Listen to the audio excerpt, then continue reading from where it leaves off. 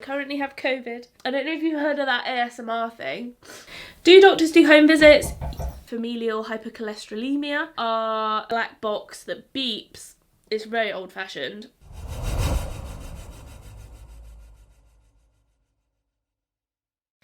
What's up, guys? It's been just like trending searches. So I'm gonna do doctors.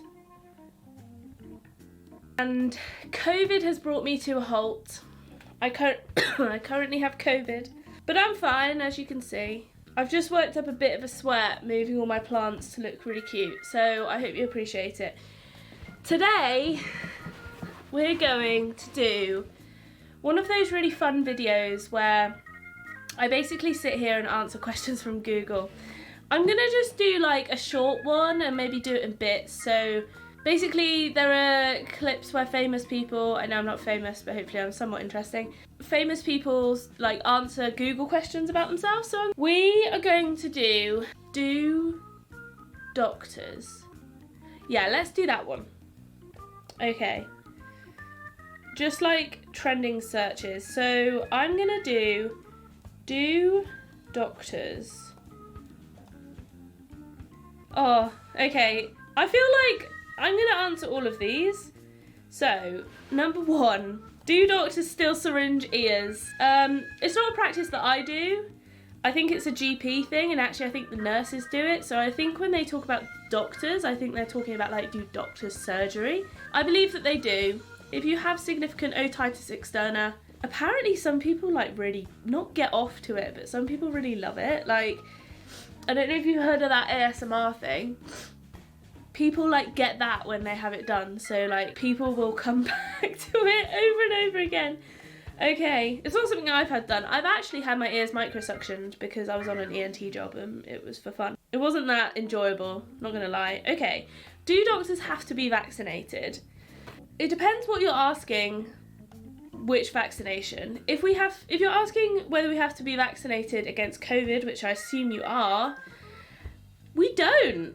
Not yet. There has been a mandate trying to be put through by the government, trying to get all NHS staff to be vaccinated. It seems that obviously like people are protesting this because there's significant NHS shortages anyway. It's a very contentious issue. Do I think that NHS staff should be vaccinated? Do you know what? I'm quite liberal. I think people should just do what they want. Like, stop. You're making it an issue when it isn't really an issue. Like, how many people work for the NHS? A lot? I don't know. I kind of want to know that now. Because, so the reason why I want to know that is because 100,000 people from the NHS haven't been vaccinated.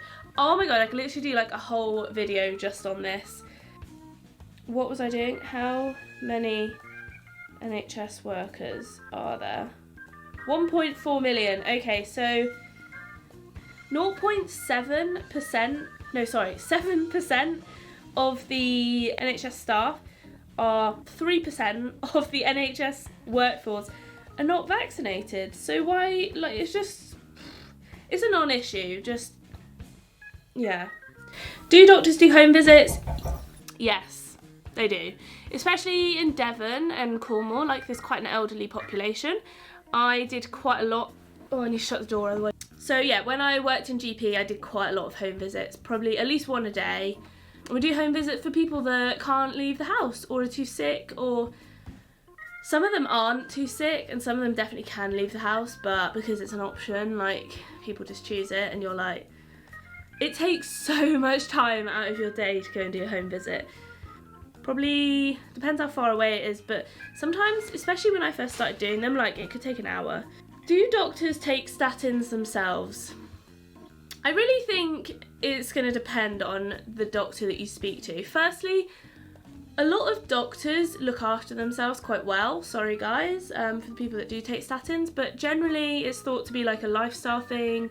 Obviously you can get familial hypercholesterolemia, which is basically genetic high cholesterol, and you can't help that whether you change your diet or not. But generally doctors look after themselves, and to be honest, I don't really know other doctors' prescriptions. Like, we don't really talk about what medications we're on.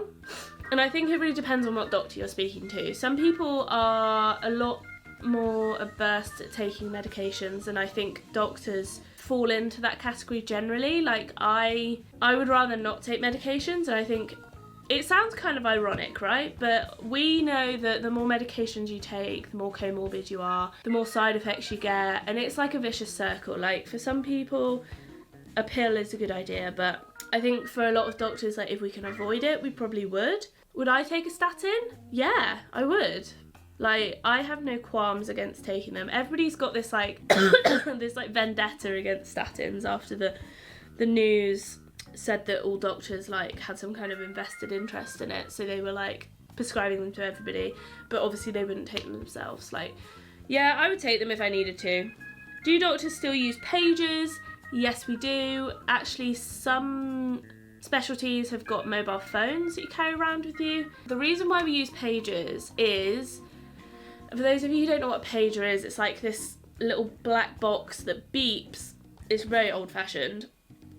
It beeps when somebody calls you. They like send they basically send a message, which is their number. It's like the equivalent of sending a message being like, can you call me? But they send their number on this little black box. You do it by the phone. It has a few like purposes. One, you can get messages even like without signal, which in the hospital a lot of places don't have signal. But also it means that like if you're in, I don't know, seeing a patient or whatever, you can write down the number and get back to it later. So it's not like getting a phone call where you have to answer it straight away. And it's also a lot better than like having to text like back or whatever. I would hate to have to do that. I prefer just calling people. So yes, we do still use pagers. Do doctors take an oath? Yeah, we do. We take the oath, and I think it's kind of ceremonial rather than like, I don't know, maybe I'm getting this like taking this the wrong way, but it is kind of like ceremonial, but also we are supposed to stick to the oath, so I guess it is. So yes, we do take the Hippocratic oath, and that's just an oath that you take it when you graduate. So I was graduating and we all read it out together, so you don't do it individually. That would take way too long. Do doctors still use leeches? Yeah, we do actually, but they have to be medical grade leeches. And we still use maggots as well. So leeches are used for, let's say if you had like an injury to your finger, but you want to keep the end of your finger, like most people would want to keep it, right? Let's say the blood supply is a little bit ropey, and what you do is, I'm using the example finger just because it's here. You can use it on multiple body parts, like your leg or like a peripheral body part. You stick a few leeches on the end of your finger, and basically the leeches like suck and encourage blood flow to that region, so it encourages vascularization. So it's actually really good if you want to try and maintain the blood supply of a piece of tissue that is looking a little bit ropey. You might also use it on like a plastics flap, so like a plastic surgery. If the blood supply was a little bit ropey, you might use them. It is quite rare to use them. Obviously it depends what specialty you're on. Personally, I would not want leeches on me or maggots, but you know, needs must. So the people that use the maggots that you use are also medical grade, and they come in this tea bag. It's honestly like the grossest thought in my head, but you don't just like release the maggots like loose. You keep them, I believe, in the tea bag, and you just put it in the wound. And the purpose is that they just eat away at they eat away, I don't know if you can feel it, but they eat away at the like dead tissue, and you have to like order them in. Obviously, I don't know if they're like screened or like bred not to like in laboratory conditions or something, because we order them in because we don't want them to have like diseases. To be honest, the people that you tend to use maggots on are people that probably can't feel their limbs anyway, so they'll be like diabetics. I'm not gonna lie, like a lot of these people have like quite bad control over their diabetes and a lot of self-neglect, so whether they mind having maggots on their legs, I don't know. It would be something that would gross me out, but also having rotting limbs would also gross me out, so I'd hope that I wouldn't get that far. The last question is, do doctors still take the Hippocratic Oath? I think we've answered that one actually, so the answer is yes. I hope you enjoyed it. I hope I answered some of your topmost Google questions about doctors. And if you did like it, give us a like. If you have any other questions that I don't mention in this, then just comment down below. I'll be happy to answer them. I answer all of my comments, maybe not immediately, but at some point in the future. I'll see you in the next video. I hope you didn't catch my COVID, by the way.